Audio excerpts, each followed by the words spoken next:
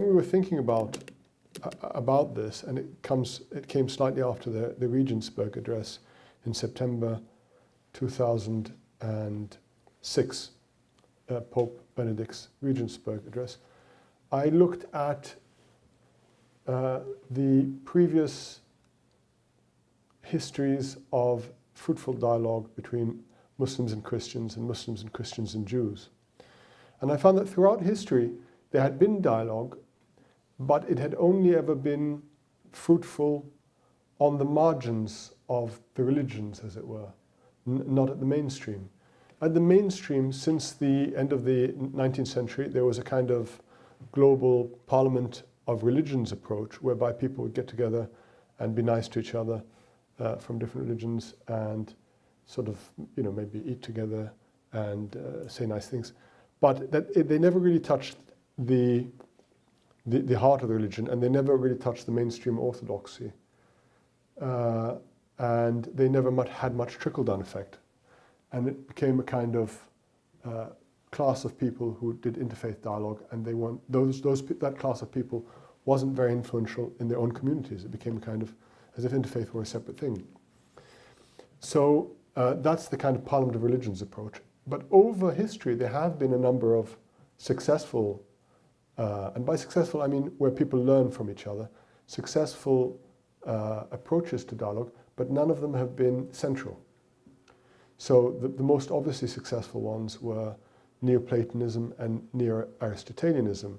If you go into medieval philosophy, you will find it's inseparable to study Jewish, Christian, and Muslim theologians and philosophers.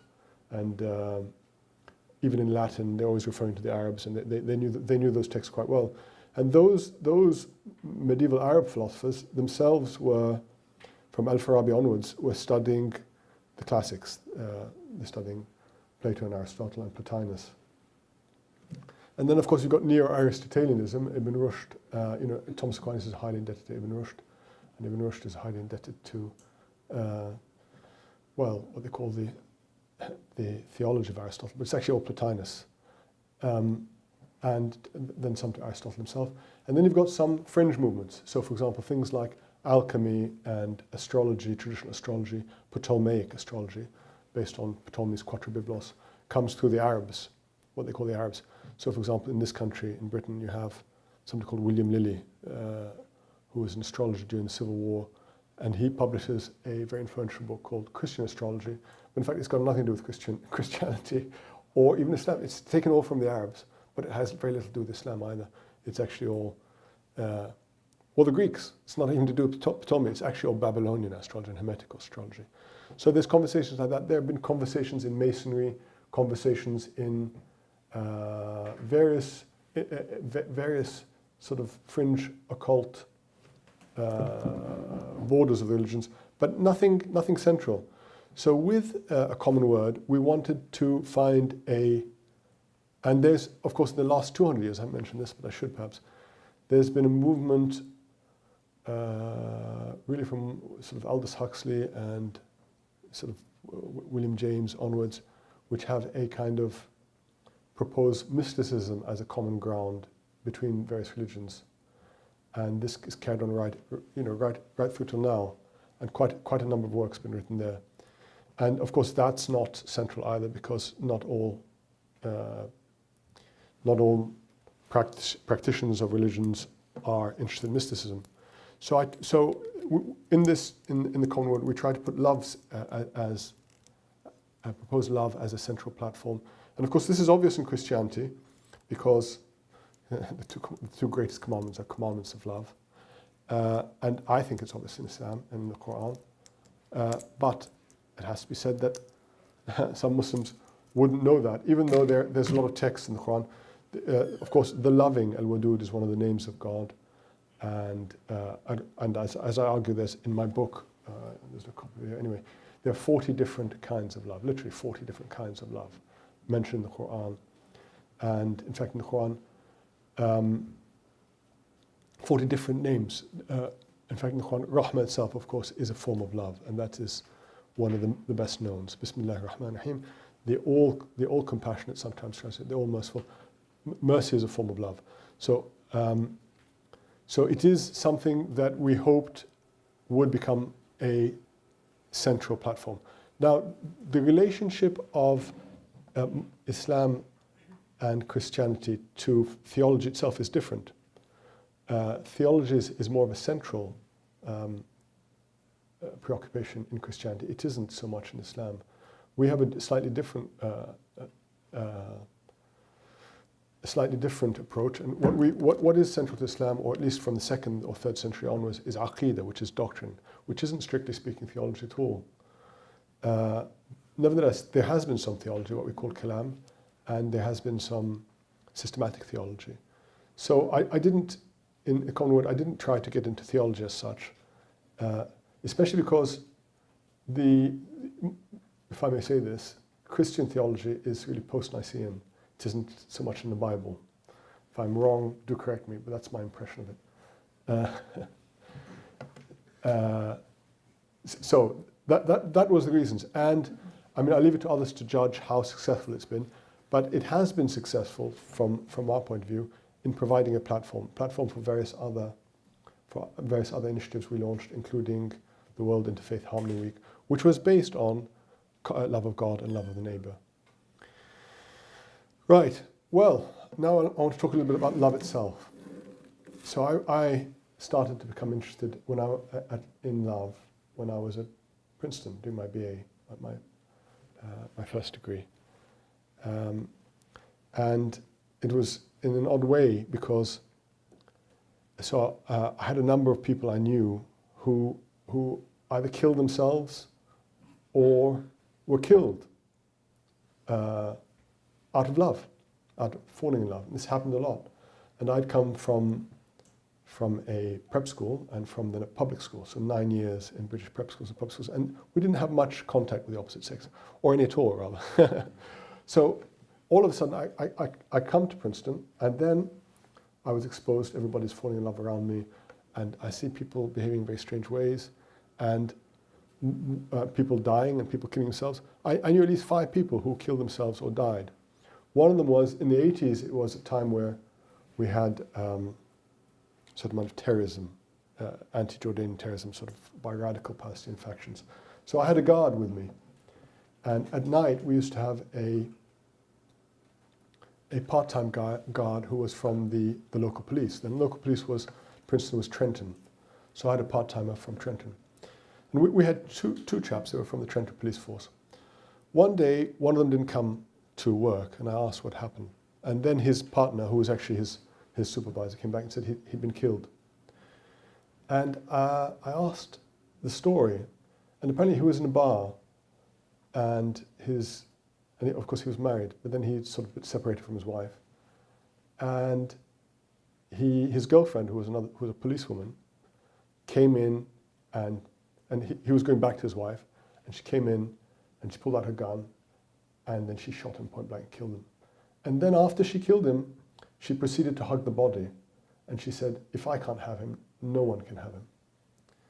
So when his colleague told me the story, I said, that's awful. She must have hated him. And he said to me, "No, she loved him." And so I was really shocked by that. I was sort of, what is that love? What is that love that does that sort of thing? So I became interested, and I proposed to write a PhD to study love. And I started asking Princeton about love and who's written what's been written on love. I started reading about it, and I gradually figured out that no one knew. People had theories, but no one actually knew.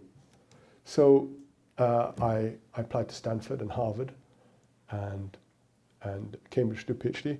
And Stanford and Harvard kindly accepted the thesis that I had proposed, but Cambridge was more difficult because they didn't do interdisciplinary work. So eventually I wound up I was forced by my family to come to Cambridge. So I went to Cambridge. I wanted to go to Stanford, but I was forced because, well, amongst other things, the weather's better at Stanford. But Cambridge is much closer, and in fact I don't regret that. But I did have to do my PhD my first PhD, which is in modern medieval languages in Cambridge. And it was called what is falling in love, because I rapidly understood that nobody knew what falling in love was. So I've spent 30 years, and my second PhD, the one at the Azhar, was also on love. And to be honest, it's the only, I talked on other topics today, but the only topic I think I know well is love. I spent 30 years on it, I've done 2 PhDs on it, and I've read a lot of the literature on it. So let me tell you a little bit about what I have, what I've discovered in the last 30 years. Well, so first of all, I'm going to say what love is not, then I'll say what is love, then I'll say what is falling in love, who do we love, when do we love, where do we love, how do we love, why do we love. And if I go over, you'll just sort of you'll signify. So,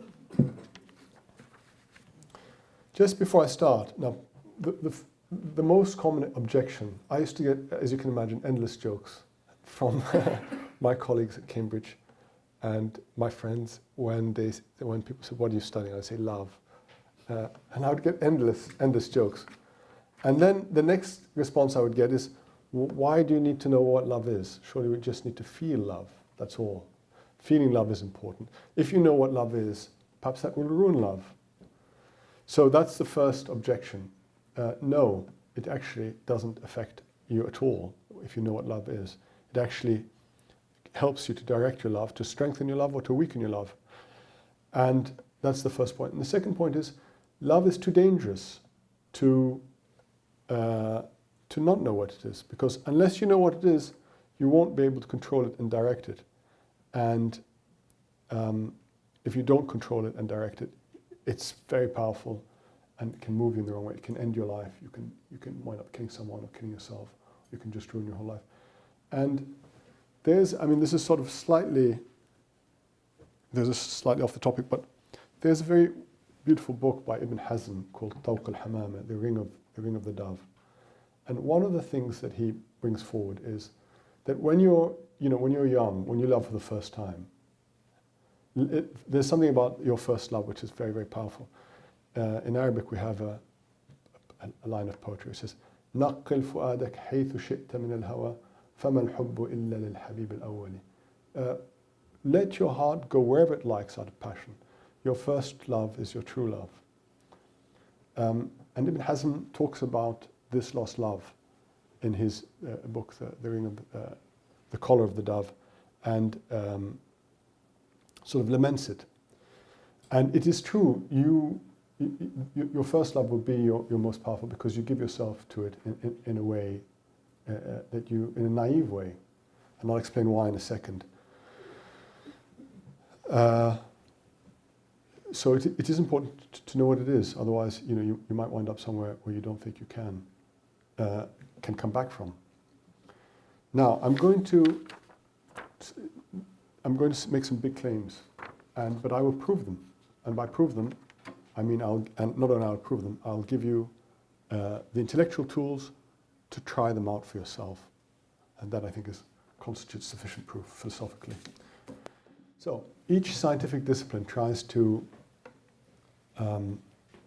explain love. In fact, everything. Each scientific discipline tries to explain everything through the prism of their own science. So you'll find, for example, Freudian psychologists explaining love as heightened libido or sublimated lust. You'll find evolutionary biology, sort of Richard Dawkins actually, in the first edition. I'm not sure what he says in later editions because he's become a big star now. But in the first edition, which I read when I was doing my first PhD, he says there's no such thing as true love, as altruism, and he tries to prove it from sort of genetic behavior. And biochemists say that love is caused by changes in neurotransmitters like dopamine and serotonin and vasopressin and oxytocin, and neuroreceptors or hormones such as cortisol and testosterone. And of course, this is a confusion between the effects of love and possibly the means of love in the body and the cause of love. So what I say is none of this, that's not the cause of love. That's all nonsense. That's all the scientists trying to explain away something that they don't know anything about through the through the prisms of their own disciplines. Now, there are some sensitive psychology books, like the best known of the last century are M. Scott Peck's The Road Less Traveled and Eric Fromm's The Art of Loving. But they don't give you a complete picture of love, and they're really more literature than science. As regards literature, now, most of literature, most of art, most of music, most movies, most of popular culture, it's about love. But none of them will tell you exactly what it is. Now, the sort of summits of literature, in my opinion, I think most people agree, are Shakespeare, Dante and Proust, certainly on love. And Dante says in La Vita Nuova, which is a wonderful little text if you have time to see it, he says, love and the beautiful heart are one and the same thing. I won't try it in Italian because my Italian is bad. And that's true, but it's not a definition. Now Rumi, the best known poet, certainly in the Islamic world, probably I think it's the most popular poet in the world now. He says, what is love? Perfect thirst. So let me explain the water of life. But of course, that's a beautiful description. That's not a definition. And you won't find, I challenge you to find a proper definition, systematic definition of love in any literature. Now, I read all these literature texts and all these philosophy texts. The only ones that were useful to understanding love, there was one that told me what love was, and there are some that were useful. The useful ones have nothing to do. I'll go to the useful ones because I'll start with that. There are two kinds of texts that were really useful to me to understanding it. And I met, a few months ago, I met a friend of mine who was a friend at Cambridge, and he said to me, I hadn't seen for a number of years, he said, do you remember your eureka moment? And apparently I sort of, after 2 years, I just wandering around the streets of Cambridge, I got it. I finally understood how the mechanics of love works. And he was there, and I told him about it. So he reminded me of this eureka moment. But let me just say what I found very useful. The useful things are the books on child development. Because child development tells you that there is an order to the unfolding, as it were, of the soul in a baby. First of all, in the body and the soul, and that these stages of development happen in a certain way. And they move in a certain way, and they can only move in a certain way. Your baby will first of all scream, and then it'll drink, and then it'll try to open its eyes, then it'll focus, then it'll make noises, and so on. And even psychologically speaking, babies go through these stages. And the other one that's particularly interesting is memory books. So I tried to improve my memory when I was at college, and I picked up a number of memory books, and they're very good. There's a chap here in Britain called Tony Buzan, and he's written a number of books on memory, and he's developed a system on how to strengthen your memory. And that system actually tells you a lot about love because it works the same way. So if you have time, have a look at that. But what they show is that there are definite stages of love that love has to proceed through. The only book that I found that was a systematic treatment of love and told you everything that you needed to know was this book. And probably very few of you will know this book, but if you don't, get it and read it. It's really the best book. And it's Ficino's commentary on Plato's Symposium of Love. Now, I don't say the Symposium itself, but it's Ficino's commentary. Ficino was really the father of the Renaissance, and what he did is he worked for the Medicis in the city, in Florence, the city of Dante, and he summarized everything that had gone before, including the Arabs, and the Neoplatonic tradition, the Neo-Aristotelian tradition, Plato, Plotinus, all of it. He summarized it and put it beautifully in one book. Him and his student, Pico della Mirandella. But anyway, that's a wonderful book. It doesn't tell you the stages I'm going to tell you, but it's extremely important. And also, I didn't understand Plato until I read Ficino. I just couldn't I don't know how many times I read the Symposium. I didn't understand, what is this nonsense? And I read Ficino and all right, now I understand. So that is really the best. And he deliberately meant to systemize to systematically present everything that had gone before him.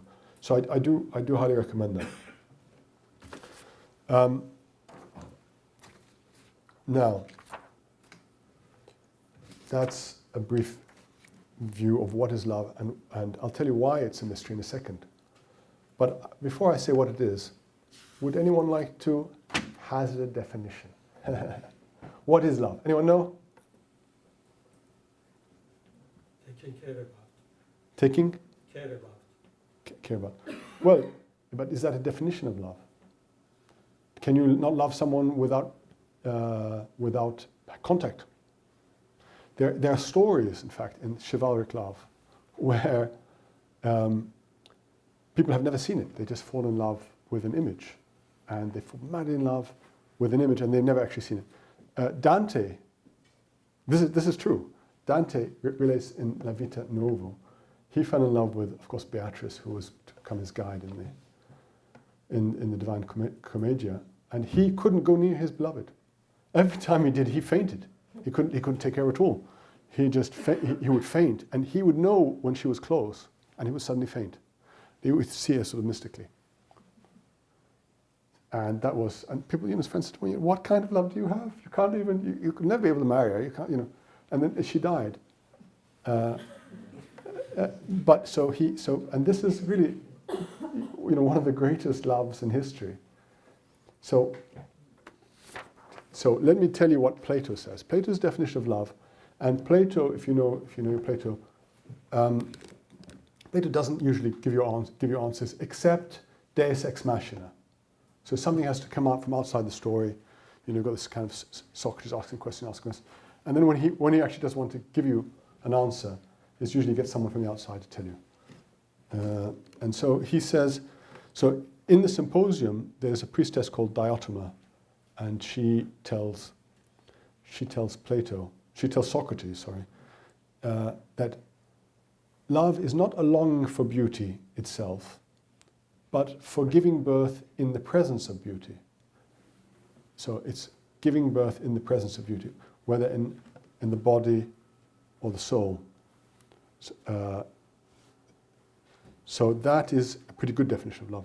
Now, in my work on the Quran, I sort of took two verses of love and extracted a definition of love from the Quran, and I came up with this definition from the Quran as well.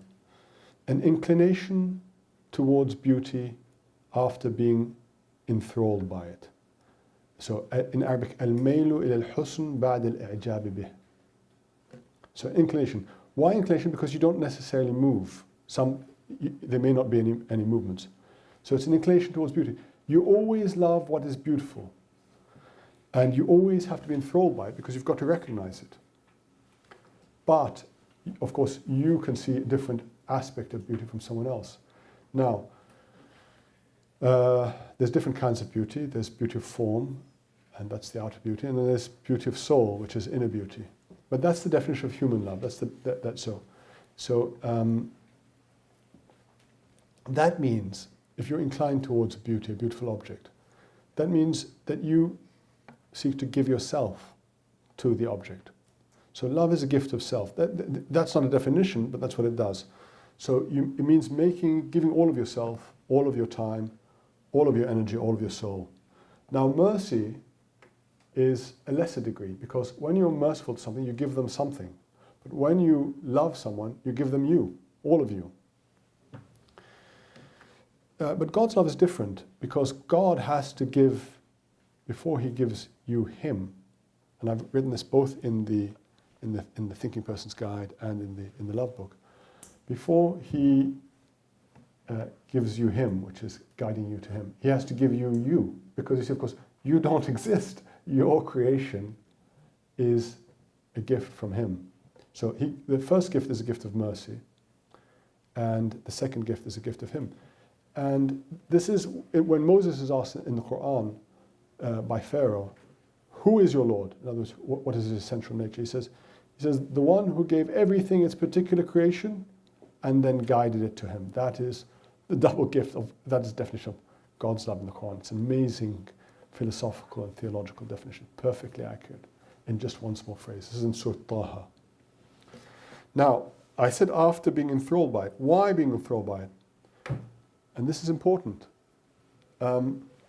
Because we don't know what particular beauty is when we're born. We have to learn it. And this is a huge debate, really, between Plato and Aristotle about knowledge, about the nature of knowledge. Is it innate? Is it not innate? But what I will say is that particulars are not innate. We have knowledge. Even if you're going to go on a Platonic line, I'll say particulars are not innate. So in order to recognize a particular beauty, a lot of that is something that you learn. And so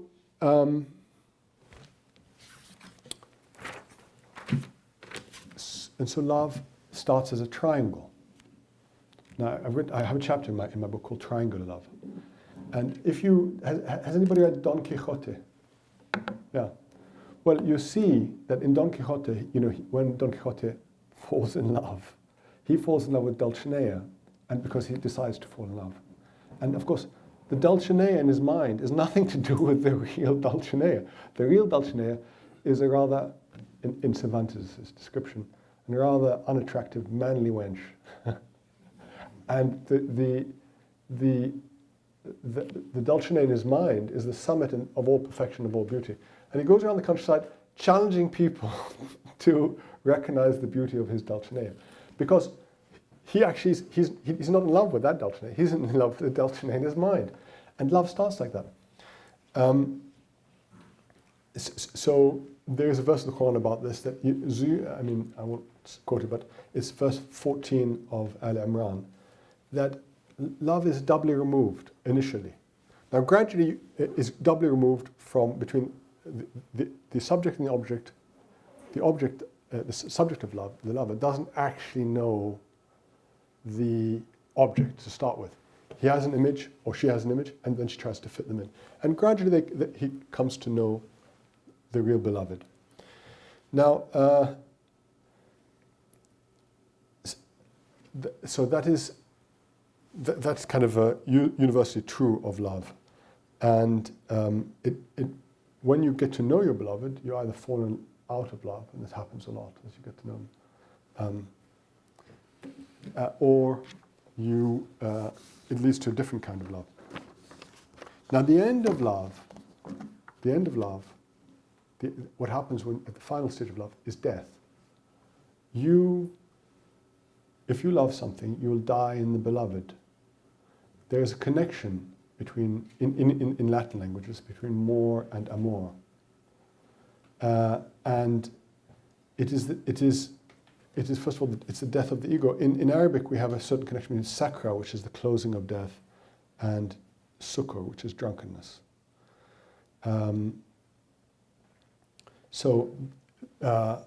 It's a powerful movement until you are no longer yourself, until you don't want to be in yourself, until you want to live only for your beloved. And that is both the beautiful and the terrible thing about love. All right, I just want to recommend some books, if I may, on love, if you're interested. So in this country, and a simple introduction is, if I may, in Christianity, a very good book is C.S. Lewis's Four Loves. Now, Lewis did a lot of work on love, and he wrote a number of books which are excellent, like The Allegory of Love, and looked at love in the Middle Ages. In the Islamic tradition, I would like to recommend the 36th volume of Ihya Ulumuddin, which is the book on love, longing, intimacy, and contentment. And I recommend, just as a general tale, Layla and Majnun by Nizami. So how does love work? I'm going over time, sorry. So Aristotle, if you read De Anima, his book on the soul, he starts by saying, before we look at knowledge, understand what knowledge is, we have to look at the thing which contains knowledge. And the thing which contains knowledge is the soul. So then he proceeds to talk about the soul. So you've got to, if you want to know what love is, you have to know what the soul is. And that is precisely why nobody knows in the modern world what love is, because they don't acknowledge a soul. Everything that happens in love comes from the soul and the stages and the faculties, stages that happen to the soul and the faculties of the soul. If you don't believe in the soul, if you do believe that you are your brain and there's nothing but your body, then of course you'll never get a handle on love. But if you understand what's going on in you, then you'll be able to trace every single thing that you do in love to the soul or to one of your faculties. Now, you have a body with 5 physical senses, and you have a soul. And that most philosophy and most religion sees a tripart soul. This is true in Aristotle. It's true in Plato, although they have slightly different definitions. But I'd recommend in the Phaedrus, Plato has the image of a charioteer with a good horse and a bad horse. So the bad horse is kind of the ego, what Aristotle called the appetitive soul, and there's a good horse which wants to do the right thing, and then there's a charioteer standing behind it. And in the Quran we have the soul that incites to evil, the bad horse, and we have the soul that blames, which is the good horse, and the charioteer, which is what comes behind. And the soul at peace. And then we have, of course, the heart and a spirit. Now, people don't understand what heart and spirit is. It's a bit complicated. Basically, the spirit is the impersonal breath of God within us, within the soul, at the center of the soul. The soul is the personal part. So I'm me, I have my particular soul. And it arises through the breath of the spirit into the body. And then you have a particular ego. And it survives death, or some parts of it survive death. But the spirit is impersonal and transpersonal. The heart is the bridge between spirit and soul, the subtle heart. Ghazali says this in the 21st book. Jesus says, "Blessed are the pure in heart, for they shall see God." Now the heart is the faculty by which, well, in Christianity you see God, but in Islam you see the light of God. Now, if you think all of this is just from Islam or from Plato and Aristotle, you'll find it in the 2 commandments, because Jesus gives you an anthropology of love in the 2 commandments, in the 2 different versions in Matthew and Mark. Thou wilt love the Lord thy God with all thy heart, with all thy strength, with all thy soul, with all thy mind. Professor Lawrence, would you like to correct my translation of the Greek? So there's 2 different, but of course, so what Jesus says in the anthropology of the 2 greatest commandments is those faculties must all be involved in love. And that's what I'm saying. Love is the attachment of those faculties. It is the gradual action and inclination of the different faculties towards a beautiful beloved. So let me just give you some examples. I won't, because we're running short of time, but I won't give you the full thing. But let me just give you some examples. So what happens, we have a faculty of speech. What happens when that's attached to a beautiful object of love? Anybody know any lovers? Well, they can't stop talking about their beloved. They want to talk. They want to do poetry. What happens when the will is attached to a beloved? Well, you only want that, and if you don't get it, what happens? What happens to lovers? They stop looking after themselves. They don't care about themselves. They have no self-will anymore. What happens? And they neglect themselves. They fall ill. But when their beloved is restored, they become better because the will comes back. Now, one of the problems with love, and this goes for every faculty, for the memory, they're always remembering the beloved. Imagination, they're always imagining the beloved. One of the most observant writers, novelistic writer, Stendhal, has a book called De l'Amour.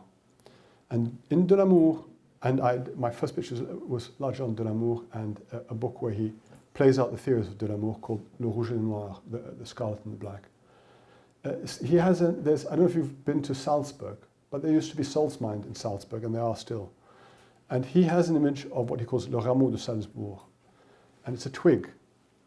It's a twig. He says you go to Salzburg and you throw a stick into a salt mine in Salzburg and come back in 2 weeks, 3 weeks, and you can pick up that same stick and it's full of beautiful salt crystals. And those salt crystals will make a beautiful thing out of a very ordinary twig that you've casted, like a sort of looking like a diamond, shining like a diamond.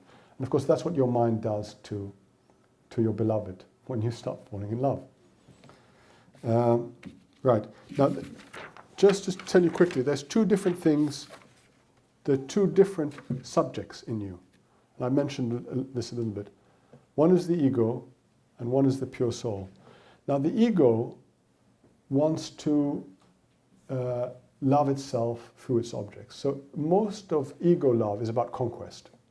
And you'll find this a lot with young people. They just want to own it.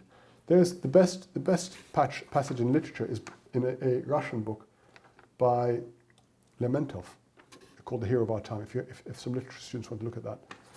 It's the entry on June the 3rd, where Pechorin, he's the hero, he explains that his love is merely the pleasure of seducing women, and when he finishes seducing women, when he's pumped up his own ego through seducing women, he leaves them. He doesn't love them anymore, because in fact he was just using external objects to love his own ego.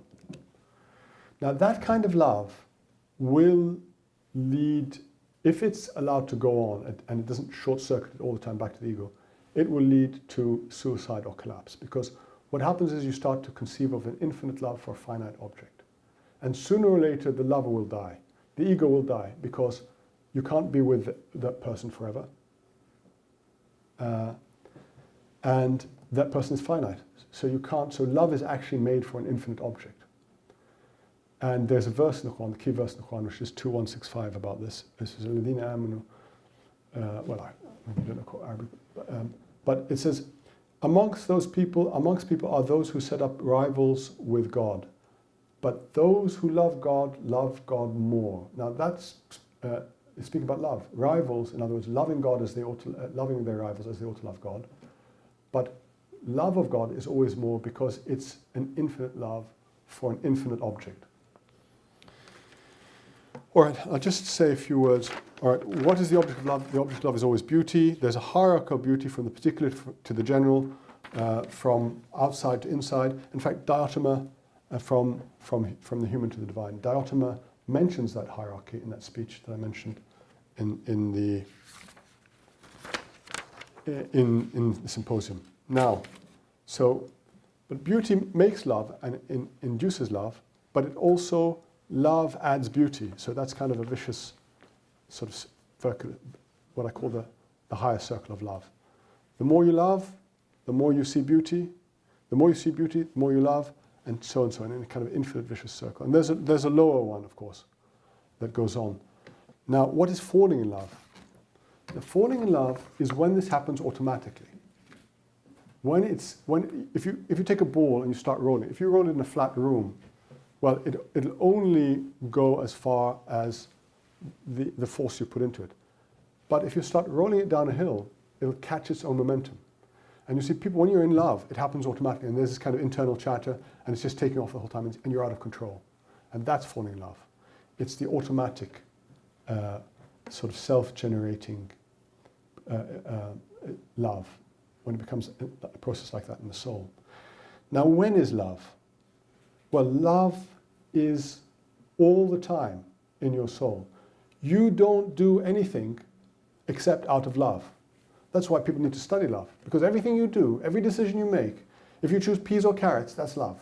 If you choose to go here or not there, if you choose to see this friend or that friend, or you like to put on this clothes or that clothes, or you listen to that piece of music and not this piece of music, every single choice you make comes from your inner chatter and your soul or your ego, whichever it is, determining an object of love that they prefer. So it's all the time. It's going on all the time. And God's love is going on all the time also. This is a kind of inverted reflection of God's love. Now, where is love? Well, love is everywhere. People are, but there are different kinds of love.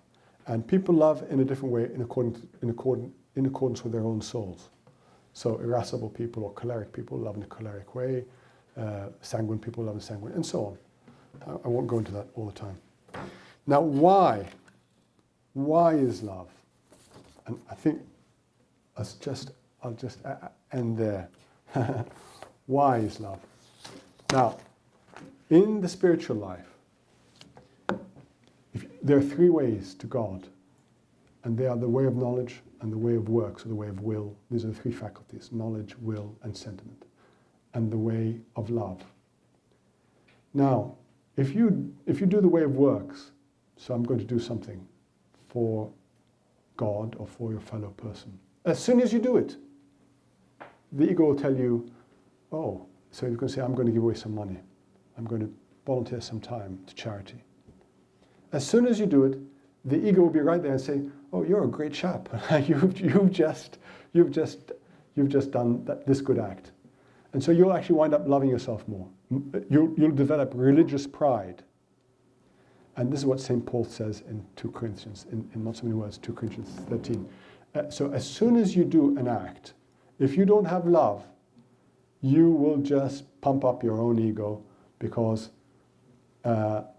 those acts that are done without love lead only to you loving yourself, lead only to acts on the outside, loving yourself. But love will allow you to do that selflessly. And the other thing about love is, one of the great images of love in the Quran is in the Surah of Yusuf, the chapter of Joseph. And in the chapter of Joseph, this is one of the episodes that happens in the Quran. It doesn't happen in the Bible. Zuleika, who's Potiphar's wife, she falls madly in love, in the kind of passionate love with Joseph, Yusuf alayhi salam.